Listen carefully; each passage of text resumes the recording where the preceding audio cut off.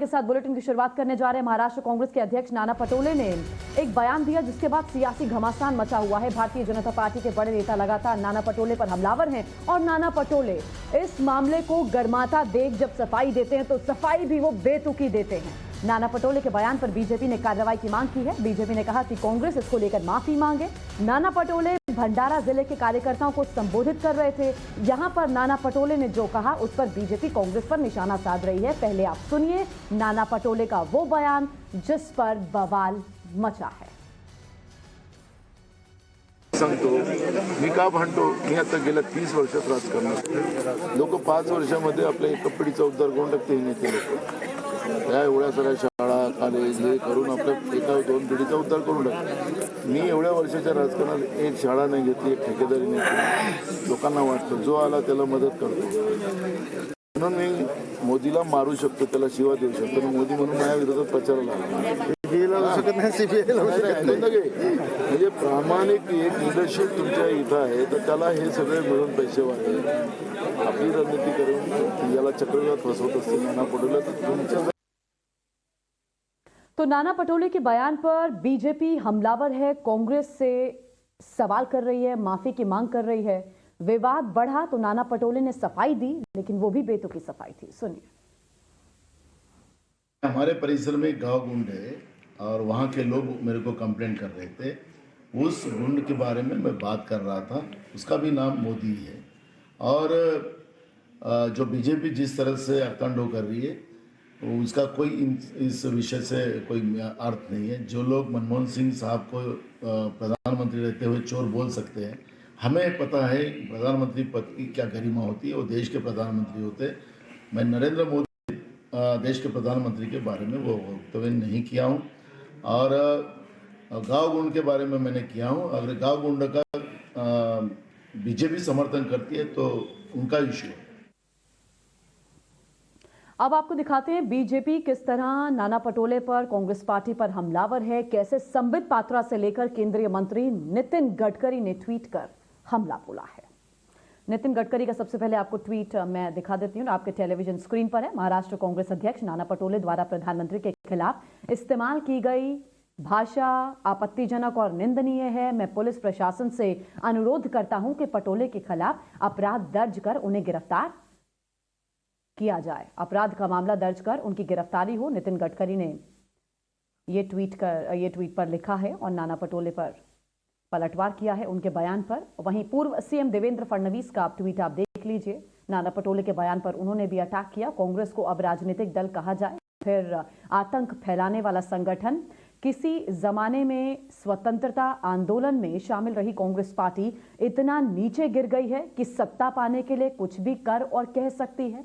ये लिखकर पूर्व सीएम देवेंद्र फडणवीस ने नाना पटोले पर हमला बोला है। इससे पहले आपने केंद्रीय मंत्री नितिन गडकरी का ट्वीट पढ़ा। उसमें साफ मांग की गई है कि पुलिस अपराध का मामला दर्ज कर नाना पटोले के खिलाफ उन्हें गिरफ्तार करे, कड़ी कार्रवाई करे। वहीं सवाल पूछा देवेंद्र फडणवीस ने, कांग्रेस को राजनीतिक दल कहा जाए या फिर आतंक फैलाने वाला संगठन।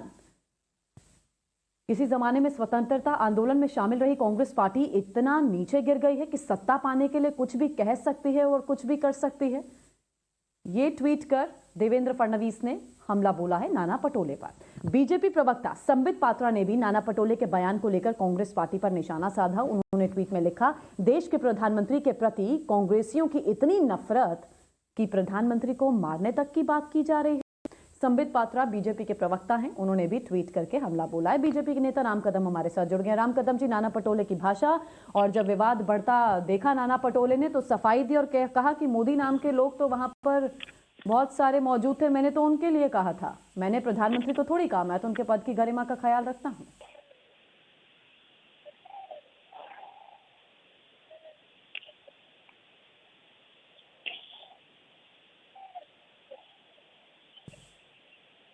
राम कदम जी, मेरी आवाज पहुंच रही है आप तक? या जी आ रही है, बोले। स्वागत है आपका राम कदम जी। नाना पटोले पहले विवादित बयान देते हैं, फिर कहते हैं कि फिर सफाई जो देते हैं वो भी बेतुकी होती है।